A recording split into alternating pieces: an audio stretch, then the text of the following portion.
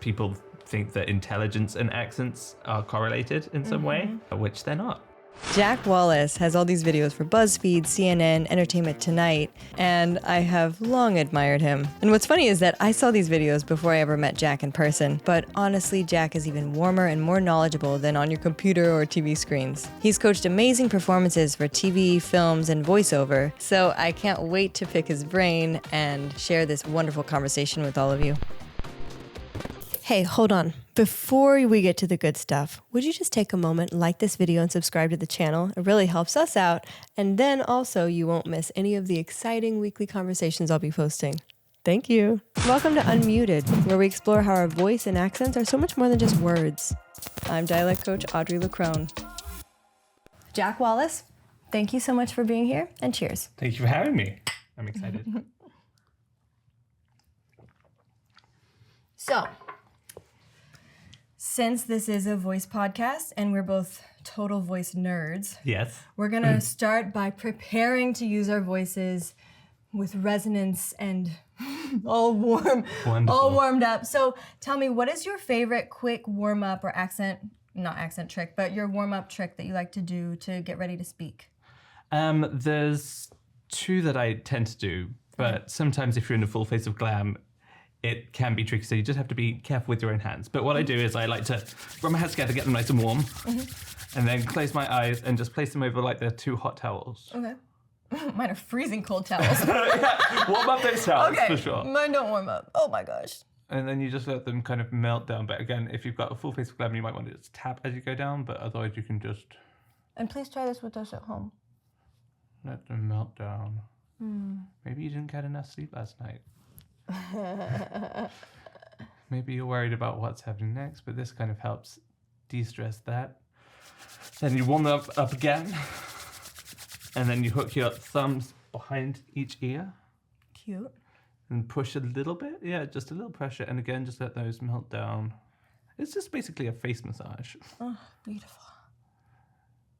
Because we don't often realize how much tension we're holding in these little parts of the thing. So true. And then just nice blow out through the lips on a... Yeah. Ah, I feel very relaxed. Yeah, it kind of takes, especially if you're doing like a new accent for the first time or you're not very familiar with it, people tend to come in with a lot of, I've got to get this right. Oh no, what's going to happen? So it's good to just kind of do that to release all that so you can start playing. Yeah, I teach a lot of people from other countries. I teach them American accents. And the first thing I always say is that when you try, you're not going to get it. If you relax and pretend like you're either lazy, drunk, or stupid, we're on point now. Does that go for all accents or specifically American accents? American. Okay. American, just American. So like, because since American is so in the middle of the mouth and so relaxed here and open, for most accents or languages that are coming from here with effort, it's like, it just feels dead. And they basically feel like shit whenever they start doing an American accent. And I'm like, listen, you're not gonna like it. It'll get familiar later on, but for now, like, you're not gonna like it. And that's that. I find that when lots of people, including Americans, do any British sort of accents, there's a lot more lip work than they used to. So I'm always like, you have to go to the extreme. When I talk about this lip routing, like, make the smallest tunnel you can with your lips. Yeah. And it's gonna feel weird. It's gonna feel like it's too much, but do that. Yeah, and totally. They're like, oh. One time I was teaching this British actor and he was on set for a long time. He was just staying in his American accent. And then he went back to his regular London accent and he was like, oh my gosh, I've lost my muscles. Like, he was like, my mouth is tired. Yeah. My mouth is tired. I'm working more. Like his accent, he was doing a Texas accent. And it was really relaxed and like doing nothing. Yeah, and obviously right now in the zeitgeist is Austin Butler again, but talking about how he had to hire a coach to relearn his own dialect, but basically to get rid of the Elvis one. And it's just that exact same thing because he was working for so many months, almost years, doing one specific thing with the muscles of his mouth that when he had to then talk as himself. Okay, wait, but how do you feel about that? Do you think that they should stay in the accent for the whole shoot? I think when you're on set, it's best not to suddenly take a phone call with a family member and then revert to your thing between takes. Yeah. But like, what about the weekends? I think it's fine. I think you should probably get like 1 or 2 hook lines or springboard lines or whatever you want to call those kind of launch I call them things. launch phrases. Yes. Launch phrases. Launch into it. I like to say hook, but hook line. But that's nice. So it's 2 different things. You're hooking it in and I'm like launching it out. Exactly. That's like our personalities. I'm like, bah! You're like, come in, come be warm. Yes. So yeah, I think as long as you've got some solid ones of those that you can practice like over the weekend once or twice, you can talk like how you would normally talk. Yeah. I feel like with actors I work with, it helps them get their personality, not lose themselves. And then on Monday, they're going to be a little rusty, but that's okay. Like we can knock the rust off and get it back, but they can be themselves. It's like you don't stay in hair and makeup the whole time. Yes, that's a great perspective of it. You have that time in the morning to prep and get ready, and like you have to get to set a little early. Yeah, and you can but at night you take your makeup off, you take your hair off, and you're just you. Yeah. And you can center again and be a normal human, and then go back to your job of play pretend. Exactly. Yeah. All right, so I have a very important question for you for an icebreaker. We've already broken the ice, but my hands have not broken the ice. They're still very cold. It's very important that I know this. What accent do you find sexiest? It's funny. The one that comes to mind, it's my mother and all of that side of the family are from Northern Ireland. Mm-hmm.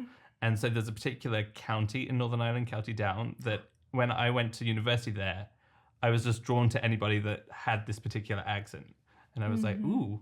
And all of them were from that exact same county. So I would say probably that, but it's weird to be like, oh, this accent I find sexiest is one close to my mother's. Like, no, that's what a lot of people do. It's what's familiar to you. Yeah, totally. Feels a bit Targaryen, but it's fine. I think that's kind of fun. What was your answer? I have 2. Okay.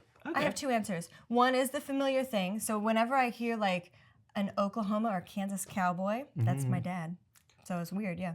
And then the other is Saudi Arabian accents in men. I'm just like, I find it so attractive. Yeah. And because I always ask people why. I think that's the most interesting part. And someone asked me why of that one, and I was like, I don't know.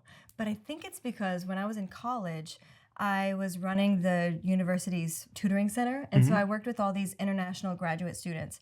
And there were these Saudi Arabian men that would I would teach them English or whatever, and then they would take me on dates, and I was just like, and one I remember he was like, I'm some sort of prince or something back home, and he bought me gifts, and like I was like, I have to stop. I want more of this. No, I was like, I have to stop this immediately because I'm going to become like the 5th wife of this man and be stuck in Saudi Arabia and like, that's it. Like, whew, I should step away. Step away because I was 20 or something, and I was like, oh, I don't know boundaries yet. Like, I need to learn some things before I can be this princess. That makes sense. What is your opinion with mumble acting? And with whispering on screen, and with people who are not classically trained with the voice, and who don't speak like a dialect coach, and who don't enunciate everything. What is your opinion? Oh no, who is this being distributed to before I answer this question? Everyone. This is being distributed to the world. Well, my professional answer is obviously we should have healthy voice use at all times. I'm a rebel, so it's okay. Like whatever. There are some people whose kind of acting choice is whispering, which I think is fine for certain moments, but it shouldn't be the default choice. Yeah. And I don't like the whispering. I have to say, I like mumbles. I don't like whispers. That's just a personal choice. I'm trying to think. I can think of 4 or 5 whisper actors off the top of my head. Yeah. I'm trying to think of people that would be classed as mumble actors. All the ones I coach.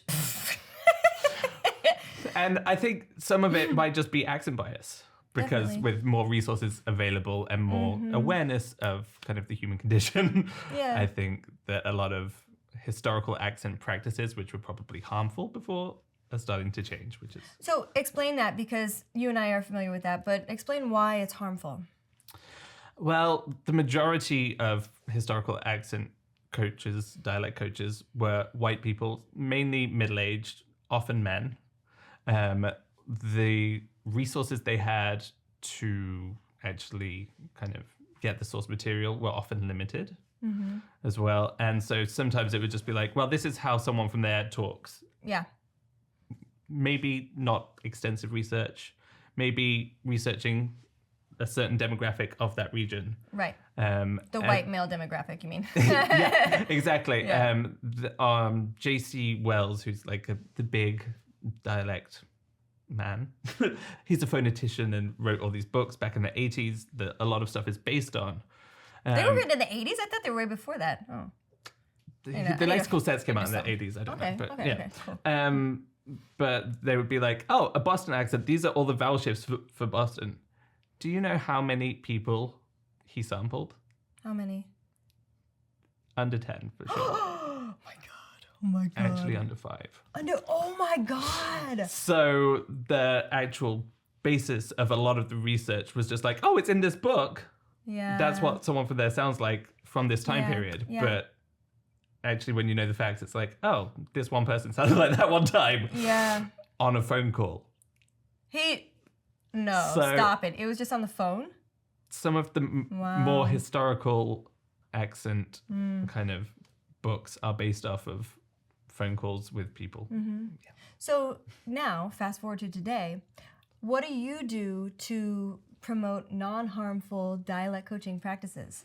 I think it's very important to find the right model to begin with, and a bunch of them as well from the same demographic, because you may, if it's an accent that's not kind of widely done, you might have to do a bit more digging. But we have things like TikToks, podcasts, radios. You can find people from everywhere if you need to.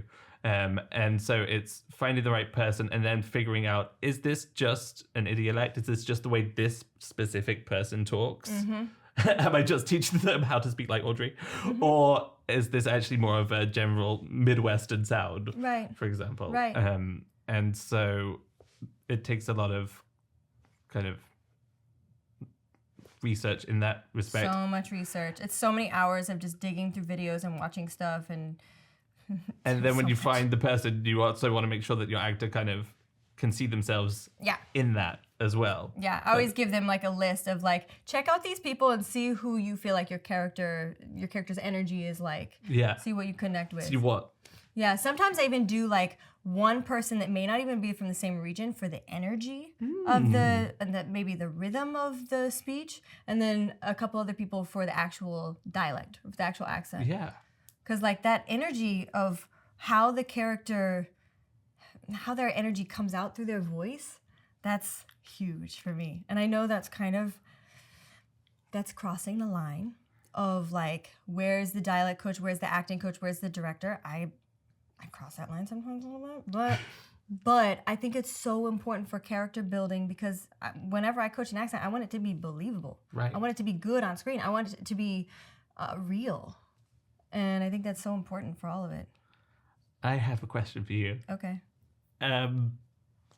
How do you navigate production's idea of what an accent should sound like? Oh, that's different for every show. And sometimes if the director is approachable or the people are approachable, then I'll ask directly, like, how do you want me? Do you want me here where you can see me? Do you want me to go away where you can't see me? Like what's least distracting and least problematic for you? And then if they're curious about stuff, I'll send them voice samples. Like basically I ask how much they want me involved, how much they want to be involved, and try to find my place there, because it can be, I've been told to go away, get out of my sight right now, go sit somewhere else, don't even be with the producers. And I've also been told, you're sitting right by me, right by the director at all times. Yeah, even when you're not. If you need to send a note, jump in right now. Like. Yeah. I usually, that is something I do. I usually just jump in. If I know the actor well and I haven't talked to the director that much, I'll just jump in still. Because if it's because we know our actors. With the shorthands. You can give like a note in 2 seconds And especially if the director wants you to go through them and you have to give them your weird shorthand notes. You're like, tell my actor. Yeah, exactly. Tell my actor to be a little bit more like Bernie. And she's like, who's Bernie? I'm like, don't worry about it. he'll get it. Yeah. Invariably, I found when production reaches out, they're like, we want this accent, but we want a light accent of this. Which obviously, again, does not mean anything. Right. Well, I think they're just saying that we don't want it to be distracting. Yes. And so what I'll tend to do is I'll be like, okay, here are the ones for you to choose from. This is a light one. Production? This is You have production choose? Okay. And so I'll be like, this is a light one, this is a medium one, this is a heavy one. And they probably very similar. And I've just put these arbitrary labels on and they always just go for the one that they asked for, even if it's very different from like an American accent, for example. They'll be like, oh yeah, we like the light one. I'm like, well, because they didn't even listen to it. They just they don't have time for that. Yeah. But then you have like backup at least when you're teaching it to be like, well, you chose this one. This is the accent you chose. So I've had that happen once where I showed the producer and director the accent that we were going for, and then I showed the actor, and they were like, yeah, we love it. It was a New Orleans one too. I'm sighing because New Orleans accents are always wrong on screen, and like no one's getting them right, and it's a whole thing.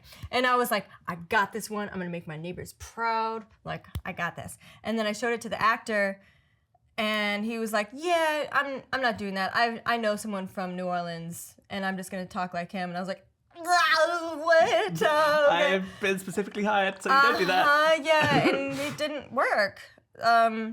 And like the voice model that I had showed them, it didn't sound like that at all. Mm-hmm. So I'm curious, Jack, about your relationship to your own voice. Great. So has that changed over the years? What is it like living in the US? Yeah, I've had very different experiences for quite a lot of the different chapters of my life, I would say. Where I'm from in England, it's right where there's like an accent border, I'd say. You can subdivide accents any which way. You could be like, this is North versus South, both in England and America. You could be like by state, by county, or you could get like super granular as you go. Yeah. One of the big divisions in the UK is kind of northern accents versus southern accents, even though some accents don't fit in that. That's kind of a big thing. But I'm from the Midlands, and so where I lived, they said words a certain way, and where I went to high school and school, they said it another way. So it was literally like... Yeah, so there's the trap, bath, split / merger. So that's the J.C. Wells lexical sets, and I don't use those because I don't care for him so much. But as we just learned. But for example, the thing that's not a shower that you might relax in, where I lived is a bath, and where I went to school is a bath. So I heard that switch all the time. And then also there's from the same lexical sets, the strat vowel, which is like an in the South, for example. The word cup is more of a cup in and then as you go further north, it gets to cup. So it's like on the thing. So I would have to kind of switch at school and at home. But then my mum is from Belfast. So she always had a Belfast accent the whole time. Wait, you switched? You switched at school and at home? I just processed that. That's so cool. Yeah, things like grass, bath, path. And you would switch with the people you were around just to fit in? Oh, that's interesting. And then be told to not say that when I get back home. So I was always aware of that. But it's actually very useful because that is one of the things where there are no good rules to know which words should be which. Yeah. And I instinctively know just because I heard both all the time. But so sometimes when it's useful for that. And then I went to Northern Ireland for undergrad, where at the time English accents weren't prestigious. So it was interesting being somewhere and be like, oh, you're from England, yikes. And then I did a study abroad in Mississippi. Wait, did you switch to Irish then when you were there? No. So I was just like, oh, people don't like me. That's weird. So then I went to Mississippi, and then they were like, you're from England? Oh my God, this is amazing. And I was like, okay. again, it's always been a very positive reaction here. So I had like positive feedback being here. But then I was on a radio show just in November with the BBC, and the guy was like very scathing towards me. In what way? As I was talking, he was like, "You sound posh." I was like, "What?" This is live on the radio. And I was like, so anyway. You're like, thank you? And he was just like, "Oh yeah, did you put that on because you're in America?" Just so that, like, I was like, honestly, people here, they don't often know the difference with the regional accents. And he was like, "Come on, you're telling me they wouldn't know the difference between if you were like from London or the way you speak. You must put it on for them." I was like, "I really don't." He was like, "Oh, say something in a London accent for me." Like, and then just wanted me to put, and I was like, "Which London accent, sir?" I was just like, no. I was just like, "I can help you do that." He was like, "I grew up in London. I could do that in my sleep. I don't need you to help me." And then he was like, "And our next guest," just like cut me off, ended the segment. But I was just like, huh. Interesting. Well, our accent and the way we speak is so much of our identity. And so any problems that you have with yourself or beliefs that you hold about other people, you know, you're going to project that onto people whose sounds are different or similar to yours. Yeah, or someone that you've had a negative reaction. When we were talking about the sexy accents, and you were like, "Oh yeah, I had these days and they were great." But if you have like a negative reaction with someone that speaks a certain way, it's very easy to be like, ugh, when you hear those specific sounds. Right, and so that brings us to this whole idea of accent bias, which is a huge concept for me, but like most people have never heard of it. So what does it mean to you? I think it's all to do with your preconceived idea of what an accent should sound like. And so most people, if they hear an accent on TV, even if they've never been to a place, like I could tell you a lot of people that be like, "I know what a Boston accent sounds like." Never met anyone from Boston, never been to Boston, but they know what a Boston accent sounds like. Just like J.C. Wells did with his his dialect. Or 5 people. Yeah, exactly. And so I think the whole new wave is trying to get more granular about these experiences that people have and their accent diversity within these different regions that we have. I also like that Hollywood is now starting to diversify a little bit. Yeah. One of my wife's good friends is Dave and Joy Randolph, who just won the Golden Globe and the People's Choice for The Holdovers. And so she's nominated for the Oscar. Congratulations, by the way. We're very excited so for cool. her. But one of the things that she talks about a lot in interviews is that for her character specifically, it's a Massachusetts accent, but it's not any. It's one of a black person from the 60s. And then she's not just trying to be like, "Oh, this is from Massachusetts." They were very deliberate, very specific about doing that. And I think that is the way forward when it comes to accent representation on screen. Yeah, beautiful, beautiful. And as, I hate to throw this on you, but as a straight white male, you are so sensitive with being culturally aware of things. I think it's important for anyone who's given the opportunity to work within this space that you have to be sensitive to the cultures that you're helping portray. One of my first kind of professional on-set gigs was for a group of people that were not at all like me. And I somehow landed the job. But I was very specific with everybody that I meet. I was like, "Yes, I am a white person that doesn't speak like this. Yeah. There's 5 of you. You have to sound like a family. So I'm just making sure that we all have the same things so that it sounds like you're a cohesive group when you talk, rather than a white person telling you how someone from here should talk." Being prescriptive. Exactly. And I know that you're very big on the use of models and not mimicking. Right. What I do is I don't model the sounds. I find an assistant from that place that they're from, the neighborhood that specifically that their characters are from, and they help with modeling the sounds. I'm there to guide the crossing the bridge from the sounds they hear to how they can embody that in a performance. And that as you know, is a very specific skill set, and only a few of us are dialect coaches who have that random ass skill set. So yeah, it's the facilitation, I think, that people often don't think about, because if everybody was great at hearing something and just replicating it, then everyone would be great at doing accents all the time. That's true. So it's finding a way to take sounds, translate them, and to figure out how to then manipulate, for lack of a better word, but how to adjust the other person how to it actually feels in your body, how it can live in your body and accurately. how you can sustain that as well. How you can sustain it, and how you can eventually make it so familiar that it becomes part of you and part of your character, believably. Yeah, exactly. Which is hard. It becomes an accent that you have. For people like you and me, who are white people who have fairly standard accents. I have a standard American accent. You have a fairly standard British accent. Yeah.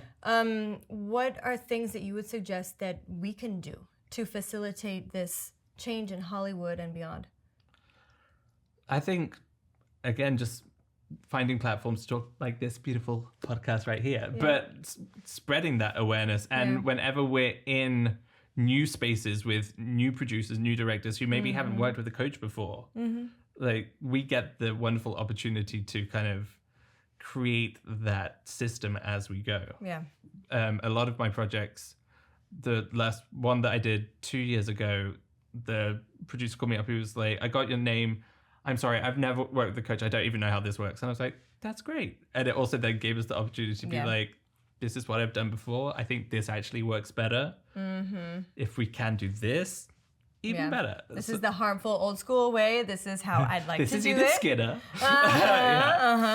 And this is how I'd like to do it. This is how I can approach your actors with love. I think it's our job to educate the producers and directors about what diverse sound can sound like and what accurately representing communities can sound like through sound. And how it can bolster the storytelling as opposed to distract from it. Yeah, right. I think if the accents are really big, it can distract from the story. In theater, you can have bigger accents, and then on film, it's harder to have that big accent and make it believable. It's doable, and it's doable to do it without distracting from the story, but I think it is harder. Question for you. Okay. What are your parameters for it being big? You're right, that I am speaking from my bias. The parameters for it being big is how far away it is from the standard accent that the listeners are coming from. So if it's made in Hollywood and it's for American viewers, how far away from the general American sounds it is. So if we're trying to introduce diverse sounds, if it's a completely new accent for a lot of America, it may be harder to sell. It may be less believable because people don't know what it is. But you're right. Like, there are shows now that have those accents that are big, and everyone has to, even, I'm thinking of Dairy Girls. Everyone has to watch with subtitles. Yeah, right? But they're receptive to the sounds, and it makes for a great-ass story. So I take back everything that I just said. Thank you, Jack. No, this is like therapy. This is like accent coach therapy right here. You talk it out and you're like, oh, damn, I'm speaking from bias. Thank you so much. When I was doing Judas and the Black Messiah, Fred Hampton spoke with a very big voice and a very distinct accent. But sometimes people outside of the Chicago area, it's hard to understand. So we had to make it so that it was accurate. It was the same sound still, but everything was still understandable to like a white audience. Mostly understandable to a white audience. And it worked. And it still was accurate enough to the point that his wife, Deborah Johnson, who's now Mama Akua, she heard a clip of the dailies, which is after every day they send the footage to an editor or someone. They send it out to all the producers or whatever, and you can watch all the footage from the day. They gave her dailies, and it was playing in the other room, and she thought it was Fred Hampton. Wow. And it was Daniel. Yeah. That's amazing. Yeah. I almost cried when I heard that story. I was like, oh my God, we've done it, Daniel. But that was that balance of finding something that is completely accurate and is representing a community that has been historically underrepresented. Yeah. Which is very exciting to me. And Oscar winning, in fact. Well, did you mention? Listen, he did all the work. Again, we are guides. We are like the guides into the spiritual world of accents, but they're doing all the work. They're shouldering all the fame. They're shouldering the weight of the role. That's a lot. And the weight of that community often. Oh, yeah. There was so much pressure. Yeah. Yeah. You're absolutely right. Beautiful. Jack, thank you so much for being here. Thank you for having me. I really appreciate you. And bring it in. Okay. Thank you. Thank you for tuning in to Unmuted. If you haven't already, please like, leave a comment, and subscribe. See you next time.